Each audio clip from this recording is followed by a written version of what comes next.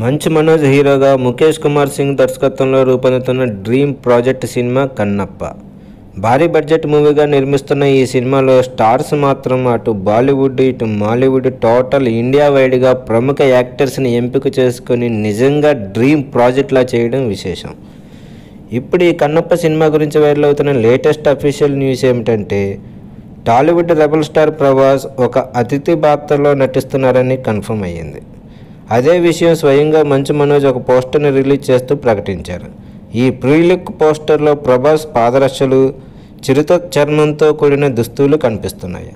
మరి ఇందులో rebel star ఏ పాత్రలో కనిపించబోతున్నారో ప్రస్తుతానికి సస్పెన్స్లోనే ఉంచారు.